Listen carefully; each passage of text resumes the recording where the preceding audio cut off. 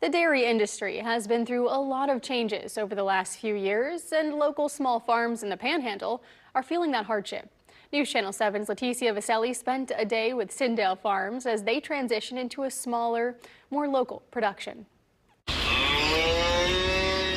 My parents, Cindy and Dale, started our farm, Cindale Farms, in 1994. So being a dairy kid and growing up around dairy farming, it's in your blood and you can't get away from it and you love it, or you run as far away from it as you can. They're ready to go. And then that slows down.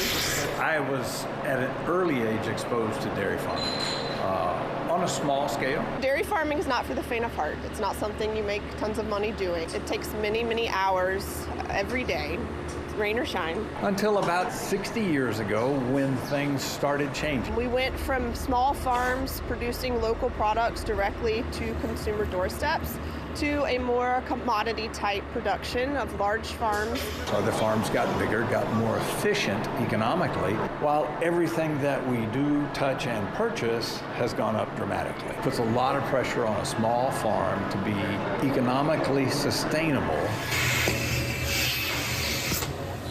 Looking at our options as a farm family, we really decided downsizing would be the best option. Really, in the past year, we were milking around 250 to 275 cows this time last year, and we've downsized pretty dramatically. We're milking 55 right now. Downsizing to a level where we can produce enough milk on the farm to supply our needs at our creamery and our bottling operation. Transitioning out of that market and selling directly to ourselves, we have the ability to set what price we get paid. And we can pay ourselves in a timely manner and ensure that whatever price we're paying ourselves covers our cost of production at the farm level. If we had not started our creamery, I don't foresee us still being in business as a dairy farm today. Oh, for the future, I don't know. We just want to be able to provide for our local community, our local customers, and our wholesale customers across the region.